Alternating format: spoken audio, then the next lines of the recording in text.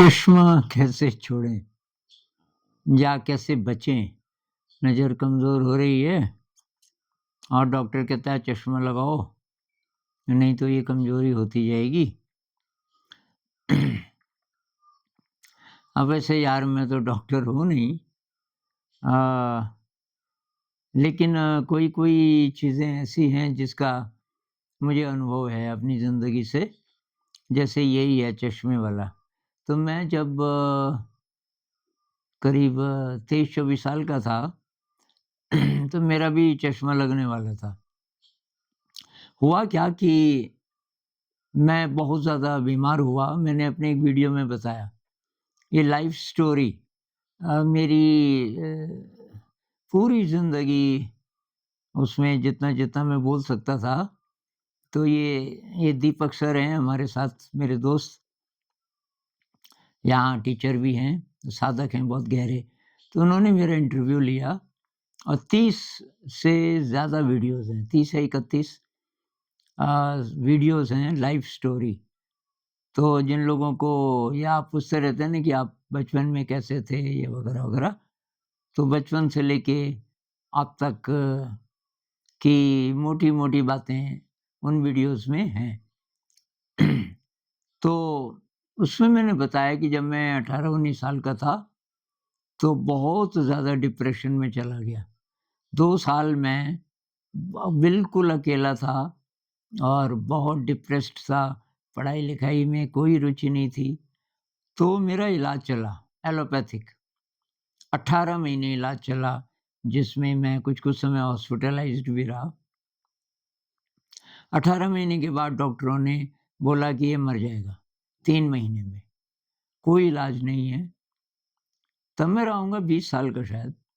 अ, 18 महीने के इलाज के बाद जब उन्होंने बोला कि 3 महीने में मर जाएगा और कहीं कोई इलाज नहीं है, आप अमेरिका चले जाओ, कहीं चले जाओ। तो ख़ैर इतने पैसे तो हमारे पास थे भी नहीं, लेकिन उन्होंने खुद ही बोल दिया कि इलाज ही नहीं है। तो भाई साहब मुझे घर ले आए हॉस्पिटल से। तो हॉस्पिटल में मेरे आखिरी-आखिरी दिनों में जब मेरे ख़्याल से 1 या 2 दिन और रहा मैं वहाँ, तो भाई साहब लंच लाते थे घर से पका के, 5-7 किलोमीटर दूर घर था और उस हॉस्पिटल में अंग्रेज़ बहुत थे डॉक्टर। उस दिन मैं उनको पहचान नहीं पाया, 10 फीट पे भी नहीं पहचान पाया और देख उधर ही रहा था। फिर जब और नज़दीक आ गए, 10 फीट से भी नज़दीक आ गए, तब मैंने कहा, अरे! ये तो भाई साहब हैं। तब मैं हड़बड़ाया, मैंने कहा, अच्छा आप आ गए, कि तू कैसे देख रहा है? मैंने कहा, मुझे तो कुछ दिख ही नहीं रहा, 10 फुट से दूर एकदम धुंधला, मेरी नज़र खराब हो गई। तो उन दिनों 27 तो कैप्सूल और पिल्स लेता था मैं, दिन में 5 बार और शायद 5 इंजेक्शन, 3 या 5 इंजेक्शन रोज़। तो मुझे पक्का लग गया था कि इन दवाइयों के कारण ये मेरी नज़र चली गई और टाँगें वीक होती जा रही थी। तो भाई साहब ने बोला अच्छा चेक करवाते हैं, डॉक्टर के पास गए और मैंने पहले ही बोल दिया, मैंने कहा ये दवाइयों से हुआ। तो वो कहने लगे no, no, no it's not because of medicines uh, will check your eyes and then मैंने भाई साहब को बोला अब ये एक और बीमारी कि आँखें खराब हो गई, ये कह रहे हैं दवाई से। मैंने कहा मैं नहीं रहता यहाँ, मैं बिल्कुल नहीं रहता। भाई साहब ने कितना मनाया। फिर डॉक्टरों को पूछा कि तो डॉक्टरों ने बोला हम खुद भी बोलने वाले थे इसको घर ले जाओ, कोई आशा नहीं है, ये 3 महीने में मर जाएगा। भाई साहब बहुत चिंतित कि कुछ तो होगा इलाज। भई इसकी जो कि इंटेस्टाइन है ना, वो सड़ गई कुछ-कुछ जगह से, तो वहाँ काट के हम रबर की ट्यूब लगा सकते हैं। बचने का चांस तब भी 50-50% है। तो भैया ने मुझे बोला ऑपरेशन इतना मुश्किल नहीं होता और तुझे तो पता भी नहीं चलेगा, पहले ज़रा बेहोश कर देते हैं। मैंने कहा बिल्कुल नहीं, ये कोई मेरे पे हाथ नहीं लगाएगा और मेरे पास मशीन गन होती मैं तो इन सबको ख़त्म कर देता। इतनी नफ़रत मेरे अंदर हो गई थी उन डॉक्टरों के लिए, पता नहीं कहाँ से मुझे पता चल गया था कि ये गलत इलाज कर रहे हैं, गलत दवाई दे रहे हैं और इनको कोई फ़र्क नहीं पड़ता, मैं ज़िंदा रहूँ कि मर जाऊँ। अब आए दिन वहाँ मरते ही रहते थे लोग, आराम-आराम से बोल देते थे रिलेटिव्स को, वो मर गया उसको ले जाओ। तब क्या करें? तो भाई ने मुझे मैं ले गए वहाँ से। 2 महीने की उन्होंने दवाई दी। अब वो दवाई भाई साहब के हाथ में थी पोटली और मेरे को चुभ रही थी पोटली। अब मैं बड़ी मुश्किल से तो चल रहा था वो सपोर्ट करके। मैंने कहा ये पोटली मुझे दे दो। बोले कि क्यों? मैंने कहा दो तो सही। मैंने ऐसी जगह बोला कि बहुत भयंकर काँटे की झाड़ी थी, बहुत बड़ी मतलब 10-12 फीट ऊँची और भयंकर। जैसे उन्होंने पोटली दी मैंने वो वहाँ फेंक दी। अब भाई साहब को गुस्सा तो आया पर अब क्या गुस्सा करें मेरे पे? ये क्यों किया? मैंने कहा नहीं खानी मुझे इनकी दवाई। फिर भी एक छोटी-सी पिल थी उसको मैं खाता था जब अति दर्द होता था। थोड़े-थोड़े दिनों में मुझे असह्य दर्द होता था। उस पिल को खा के मैं करीब 22-24 घंटे तक बेहोश रहता था। उसके बाद होश आता था। तो ख़ैर ये मैं इसलिए बोल रहा हूँ कि आँखें कमज़ोर होने का संबंध एलोपैथिक मेडिसिन से भी हो सकता है कभी-कभी। तो आपको ये प्रिकॉशन लेना पड़ेगा। बेस्ट भई अब मेरा ये अनुभव है कि आयुर्वेद अगर कोई वैद्य है जो खुद ही मेडिसिन बनाए, कोई पुराना वैद्य शायद बचा हो तो ठीक है, नहीं तो होम्योपैथी। होम्योपैथी में हर चीज़ का इलाज है और बहुत बढ़िया, बहुत स्लो है, लेकिन स्लो बट श्योर आप जड़ से ख़त्म कर देगा रोग को। तो आप होम्योपैथिक दवाइयाँ भी ले सकते हैं। अब आ गई बात ये आँखों पे, तो उसके बाद में ठीक तो हो गया, उसमें आप देख लेना लाइव ये बहुत लंबी कहानी है। एक वैद्य मिले ऐसे ही जो अपनी दवाइयाँ खुद बनाते थे और उन्होंने मुझे ठीक कर दिया बहुत जल्दी। 6 हफ्तों में मैं साइकिल चलाने लग गया, वॉलीबॉल खेलने लग गया और कई-कई मील पैदल चलने लग गया, 20, 25, 30 किलोमीटर। ये जानने के लिए कि मैं सचमुच ठीक हो गया। वो तो हुआ, उसके बाद वैद्य जी ने बोला था पढ़ाई मत कर, उसका बोझ पड़ेगा। मैंने कहा नहीं मैं पढ़ाई करूँगा अपने शौक के लिए, वही किताबें पढ़ूँगा जो अच्छी लगेंगी। तो भैया भी थे, मैंने भैया की तरफ देखा आप दोगे इसका खर्चा? ये परीक्षा तो पास शायद करेगा नहीं, भैया ने कहा इसकी जो मर्ज़ी। ख़ैर मैंने इंग्लिश लिटरेचर ले लिया फिर एमए में और इतनी पढ़ाई की, तो शायद मैं कोई ढूँढ रहा था, तो वहाँ तो कुछ मिला नहीं इंग्लिश लिटरेचर में। लेकिन इंग्लिश सीख गया उस बहाने से, इंग्लिश लिखनी सीख गया, बोलने में ज़रा और टाइम लगा बाद में। अब उस बीच फिर मेरी आँखें कमज़ोर हो गई, पढ़ ही ना पाऊँ। अब वहाँ कई ऐसे भी थे बच्चे, लड़के जिनकी आँखों पे चश्मे थे, कि आनंद जी आप जाओ ना वो डॉक्टर के पास जाओ चश्मा लो। मैंने कहा चश्मा नहीं लगाऊँगा मैं। तो किसी के कमरे में एक छोटी-सी किताब थी आयुर्वेद की। मैंने कहा भई ये क्या है कि इसमें नुस्खे हैं कुछ ऐसे ही आयुर्वेद के। मैं कहा दिखा तो। मैंने खोला और उसमें वही निकला कि आँखों की नज़र अगर कमज़ोर हो रही हो, तो प्याज का रस डालो सोते समय। अब प्याज का रस तो बहुत ज़्यादा मिर्च लगती है उससे। मैंने किसी को नहीं बताया। वो किताब भी अपने साथ ले गया, उसको चाहिए भी नहीं थी, वो पढ़ता भी नहीं था। बस तो मैंने ज़िंदगी में जो खतरनाक प्रयोग थे, मैं किसी को बताता नहीं था। मैंने कहा कुछ भी हो सकता है, लेकिन मैं करूँगा। तो उसमें ये था कि अगर आँख में कोई घाव नहीं है, कोई दर्द नहीं है और आँख में इरिटेशन होती हो खुजली जैसी, तब भी यूज़ कर लो प्याज का रस और आँखें नॉर्मल हैं, कुछ नहीं हो रहा है, सिर्फ़ नज़र कमज़ोर है, तो भी कर लो। बस मैं थोड़ा-सा उसका रस निकाल के ड्रॉपर से एक-एक बूँद आँख में और 1 मिनट तो बहुत ज़्यादा जलन, लेकिन उसके बाद जो रिलीफ़ मिले, आँखों से खूब पानी आए और एकदम शांत जैसे कुछ कुछ निकल गया बहुत गड़बड़ आँखों से। मैं रोज़ ये करने लगा। मेरे ख़्याल से 20-25 दिनों में मेरी नज़र ठीक हो गई। तो एक तो भई ये है, अगर आपकी आँख दुखती है, उसमें दर्द होता है, तब नहीं। तब बाद में मत बोलना कि प्याज का रस डाला और उससे तो नज़र ठीक हुई। ये अगर दुखती है तब नहीं, दर्द है किसी भी प्रकार का तब नहीं, खुजली है तब डाल लो, कुछ नहीं हो रहा है, नज़र कमज़ोर है तब भी डाल लो। तो ये तो हुआ प्याज के रस का। प्याज का रस कैसे निकालोगे? आजकल तो मिक्सी है। मिक्सी भाई अच्छी तरह धुली हुई होनी चाहिए। ये नहीं कि उसमें पहले मसाले पीसे और ठीक से साफ़ नहीं किया और उसमें फिर प्याज डाल के आपने रस निकाल दिया। उसको बहुत साफ़ करो। कोई और चीज़ नहीं होनी चाहिए प्याज के रस के साथ, ज़रा भी नहीं। जिनके पास सिलबट्टा है, शायद हो किसी-किसी के पास, तो अच्छी तरह धो दो उसको।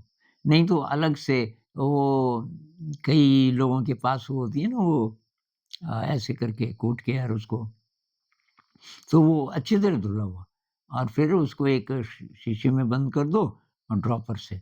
रोज़ फ्रेश ये कल का आज इस्तेमाल मत करो। वैसे तो 2-3 दिन तक खराब होगा नहीं पर फिर भी फ्रेश उसी टाइम निकालो, उसी टाइम एक-एक बूँद बस 2-2 नहीं, 1 ही बूँद बहुत है। एक तो ये है। फिर कुछ टाइम बाद मुझे आई एक्सरसाइज़ेज़ का पता चला, तो मैं वो भी करने लगा। आई एक्सरसाइज़ेज़ कैसी हैं कि सुबह-सुबह करो तो सबसे अच्छा। पेट खाली रहता है जब तक, तो आँखों को ऊपर और नीचे 10 बार ऐसे, 10 बार। फिर दाएँ और बाएँ 10 बार। फिर तिरछे में ऐसे, फिर ऐसे तिरछे में 10 बार। हो गया? फिर ऐसे गोल क्लॉकवाइज़ 10 बार। फिर एंटी क्लॉकवाइज़ ये भी 10 बार। फिर अंग्रेज़ी का 8 लिखो। ऐसे होता है ना अंग्रेज़ी का 8 वो लिखना है अपनी नज़र से। तो पहले इधर से ऊपर जाओ, आप देखो ध्यान से।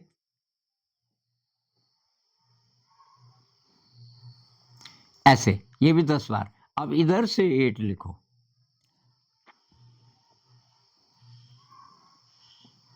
ये भी 10 बार। ये सुबह-सुबह आप करोगे, ये कृष्णमूर्ति जी भी करते थे, ये आई एक्सरसाइज़ेज़ और उनकी आँखें उनको चश्मा नहीं लगा था, वो 90 से ऊपर के हो गए थे। जब उनकी डेथ हुई, तो वो चश्मा नहीं लगाते थे। ऐसे ही मेरी दीदी के ससुर जी थे, वो तो एक्सरसाइज़ पता नहीं करते थे कि नहीं आँखों की, पर उनकी नज़र बहुत अच्छी थी और वो 100 से ज़्यादा उम्र में मरे, 101, 102 तब तक भी अखबार वगैरह पढ़ लेते थे। तो आँखों की देखभाल की जा सकती है, तो ये दूसरी बात हुई। फिर कुछ साल बाद मुझे सन गेज़िंग का पता चला, सूरज को देखना। ये भाई बहुत डेंजरस हो सकता है अगर आप ढंग से नहीं करोगे तो। ढंग से करने का क्या मतलब? या तो सनराइज़ से आधे घंटे बाद, अगर आपके यहाँ सनराइज़ टाइम पे होता है तो, हमारे यहाँ नहीं होता। क्यों नहीं होता? ये है आपका ईस्ट, अब यहाँ पे पहाड़ है, तो सन जब काफ़ी 1 डेढ़ घंटा हो जाता है, तब दिखता है हमको, हम यहाँ हैं। तो ये तो पहाड़ी इलाका है, जहाँ-जहाँ पहाड़ी इलाका है, भई पता कीजिए सनराइज़ का टाइम क्या है आजकल? आप ये टाइप करोगे तो आ जाएगा। अपनी जगह का लोकेशन टाइम वो लिखिए, कहाँ की बात कर रहे हो तो वो बता देगा सनराइज़ का। जैसे यहाँ 5 बज के कुछ मिनट होगा आजकल, लेकिन यहाँ हमें सूरज दिखता है 8 बजे के करीब, तो वो तो नहीं है सनराइज़ का टाइम। ऐसे ही सनसेट, कई जगह ऐसा होता है कि सूरज अब यहाँ डूब रहा है लेकिन यहाँ पहाड़ है, तो पहले ही डूब जाएगा क्योंकि पहाड़ है। तो सनराइज़ से लेके आधा घंटा तक देख सकते हो सूरज को या तो सनसेट से आधा घंटा पहले। ये 2 टाइमिंग्स हैं। अगर आपके यहाँ ना तो सनराइज़ दिखता, ना सनसेट दिखता तब मत देखिए। तब आपके लिए ये वाला नहीं है। सनराइज़ या सनसेट में से कोई भी ठीक से दिखता है, सामने पहाड़ वगैरह नहीं है और आसमान क्लियर है, बादल वगैरह है तब भी मत करो, बादल नहीं होना चाहिए। करना क्या है, ये जो सूरज की ये डिस्क है ना, उसको देखना है। तो पहले ही दिन से सीधे नहीं देखना।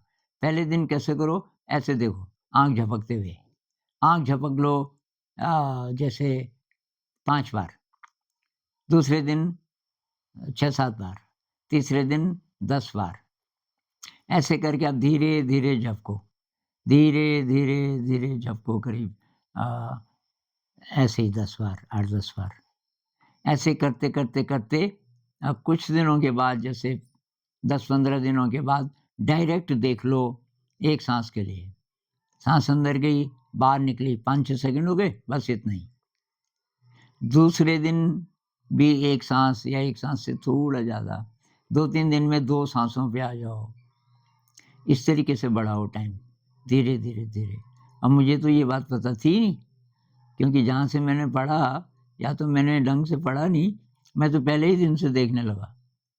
दूसरी बात, ये सनराइज़ के समय ही देखना है, सनसेट के समय ही देखना है, ये भी जहाँ से मुझे पता चला, वहाँ एक्सप्लेन तो किया होगा, मैंने शायद पूरी बात देखी नहीं, मैं ज़रा जल्दबाज़ किस्म का आदमी भी था।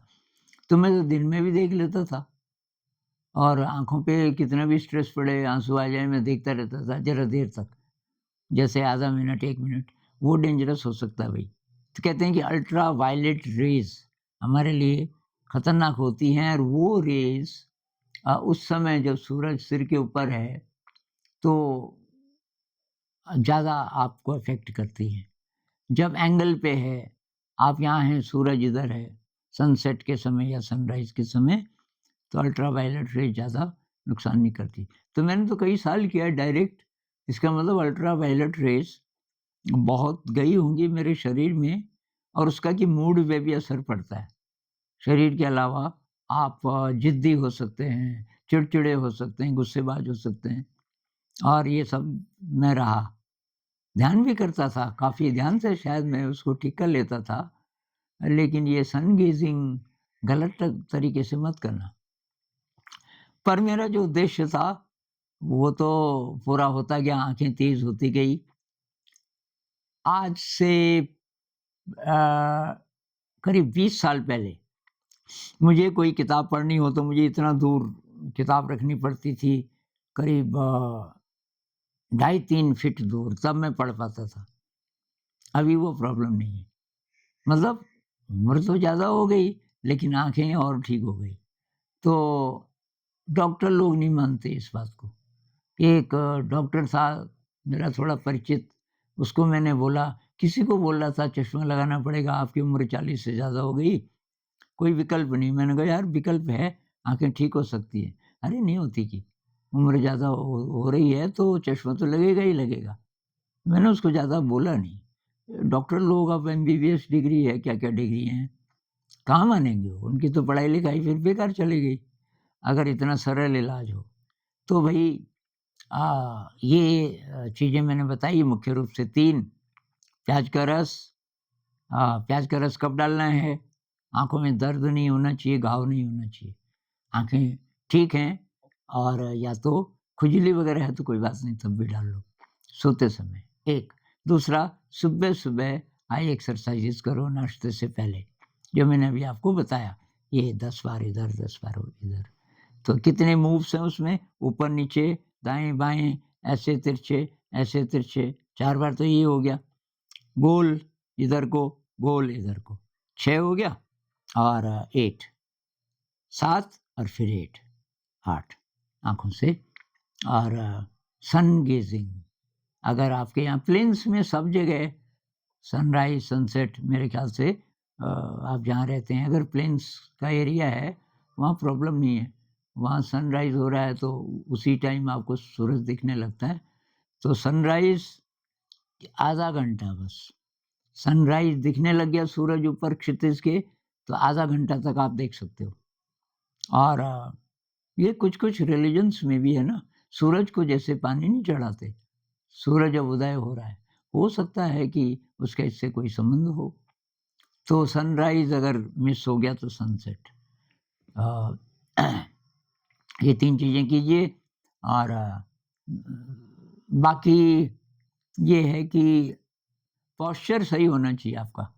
अब लेटे-लेटे मत पढ़िए, ठीक आपकी आँखों से ये सीधे सामने होना चाहिए किताब, तो ज़्यादा अच्छा है। तो बैठ के अगर आप पढ़ेंगे, अगर आप ऐसे तिरछे भी हैं पर तब किताब सीधी है। अब किताब यहाँ है तब नहीं, किताब इधर है तब नहीं। जो लोग ये लैपटॉप वगैरह से अच्छा स्मार्टफ़ोन से ज़्यादा मत पढ़िए अगर आपके पास विकल्प है तो।